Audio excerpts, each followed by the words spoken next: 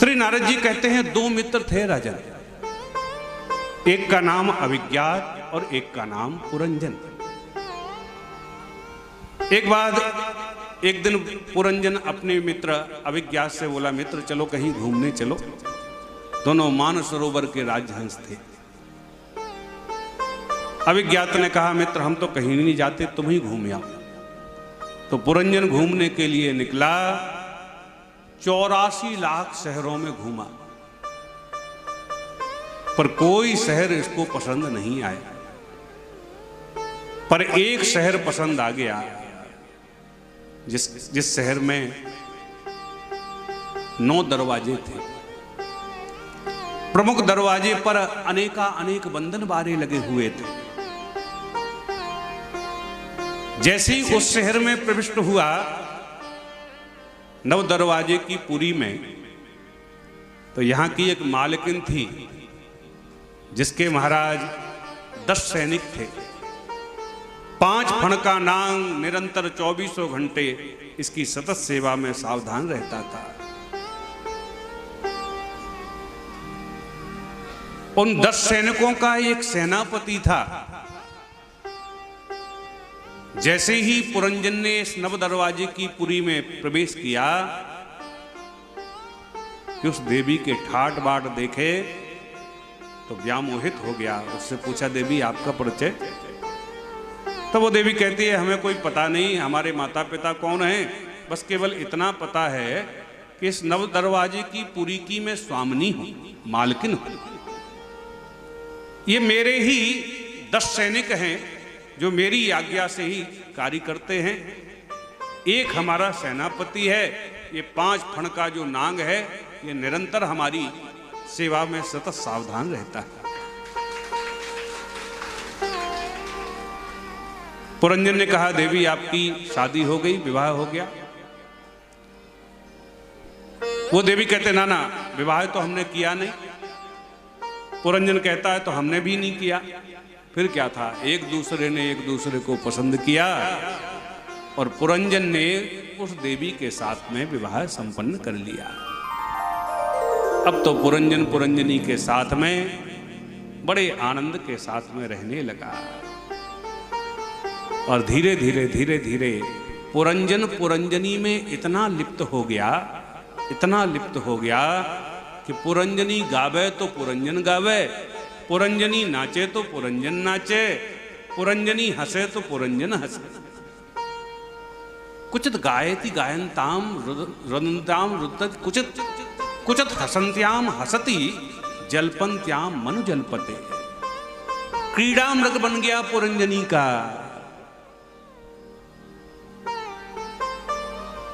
इधर एक जरा नाम की देवी थी जो बड़ी बदसूरत थी, कुरूपा थी, काली कलूटी थी।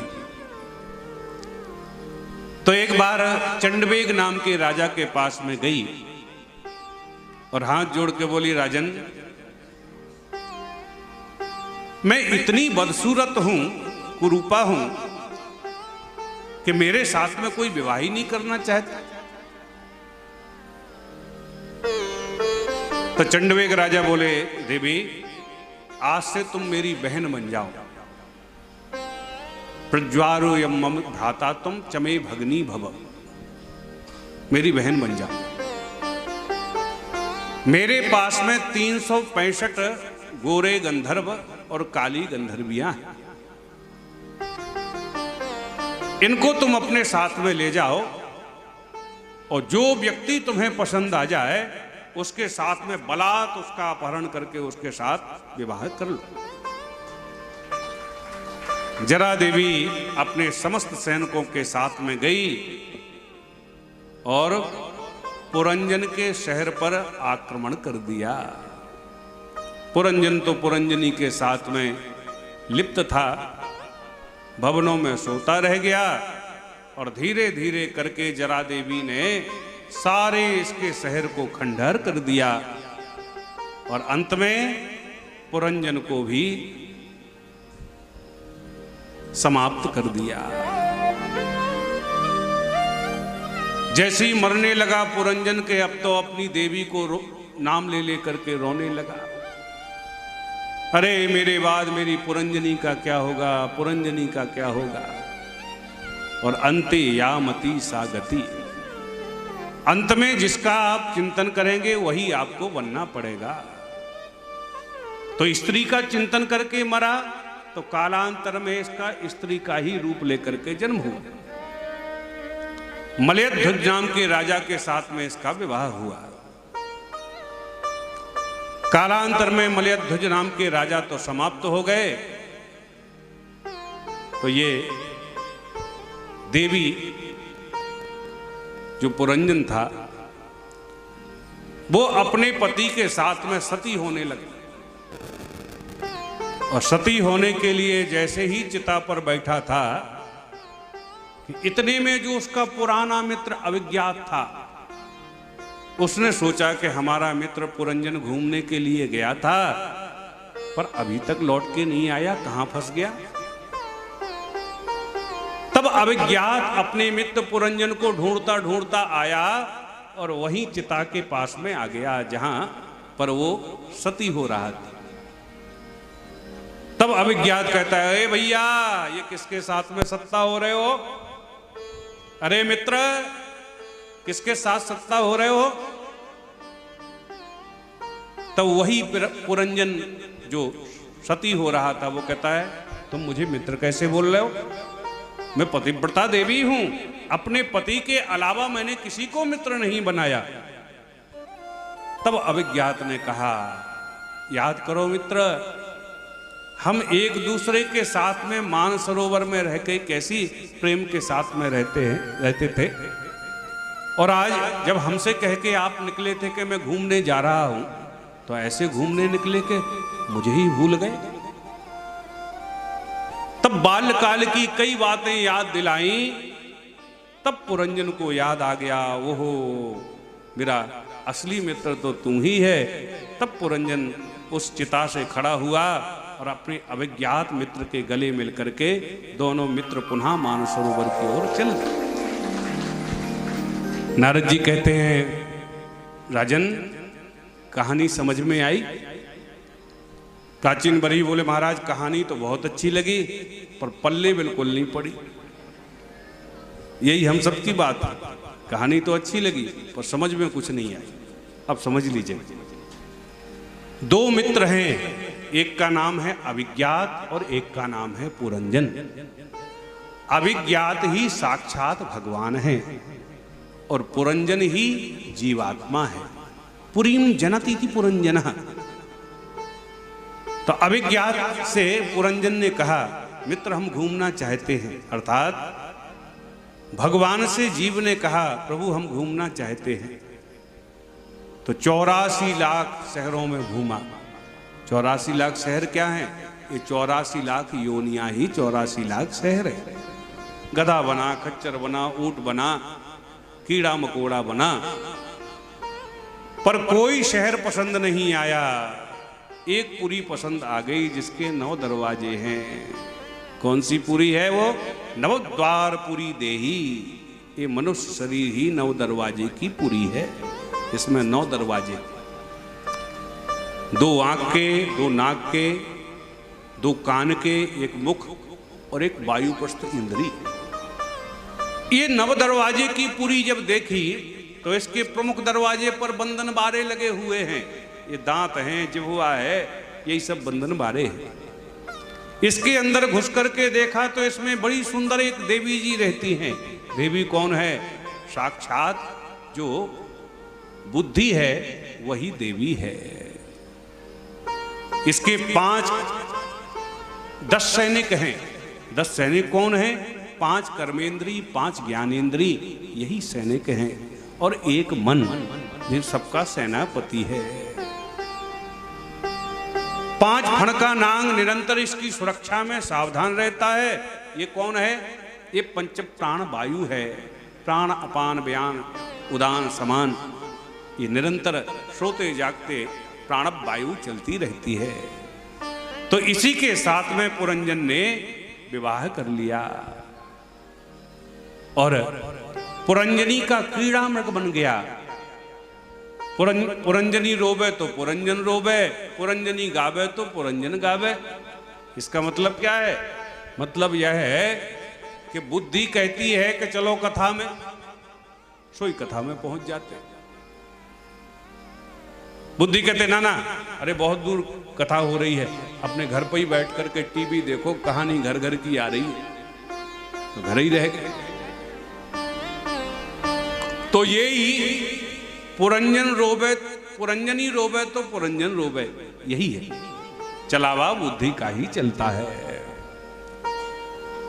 अब एक काले कलूटे रंग की कन्या थी, इसका नाम है जरा देवी। ये कन्या कौन है? ये कन्या ही साक्षात बुढ़ापा है। जरा माने बुढ़ापा, और बुढ़ापे में सब लोग बदसूरत ही हो जाते। तो बुढ़ापे से कौन विवाह करना चाहे? बुढ़ापे को कौन स्वीकार करना चाहता? जैसे ही बूढ़े होने के लिए हम लोग आते हैं कि भगवान घंटी बजाते, पहली घंटी बजाई, बाल सफेद हो गए, हमने स्वीकार नहीं की, 10 रुपया दिए वो काले करवा ली। तो भगवान ने दूसरी घंटी बजाई, आंखों से कम दिखना प्रारंभ हो गया, तो हम लोग चश्मा बनवा लाए। बोलो राधे राधे। अब तो चश्मा बनवा करके आए तो पहले से भी अच्छा पढ़ने लगे। एक बार एक सज्जन चश्मे की दुकान पर गए और बड़ा अच्छा चश्मा बनवा के आए। घर आके बोले बड़ा अच्छा चश्मा बनाया भाई डॉक्टर ने, अब तो बारीक से बारीक अक्षर हम पढ़ लेते। तो एक सज्जन ने सुना, तो दूसरे दिन वो भी पहुंच गए चश्मे की दुकान पे और डॉक्टर से बोले हमें भी अच्छा चश्मा बना दो। डॉक्टर बोला बैठो। अब जैसे ही बैठे तो लेंस लगाया डॉक्टर ने, लेंस लगा कर बोले पढ़ो। बोले नहीं पढ़ सकते। दूसरा लेंस लगाया, पढ़ो, नहीं पढ़ सकते। अब जितने उसके पास में लेंस थे वो पूरे लगा दिए, पढ़ो, नहीं पढ़ सकते। डॉक्टर का दिमाग घूमा कि ये जितने लेंस थे सब लगा रहे, नहीं पढ़ सकते, नहीं पढ़ सकते। डॉक्टर बोला एक बात बताओ, थोड़े बहुत पढ़े हो, पढ़े लिखे हो थोड़े बहुत?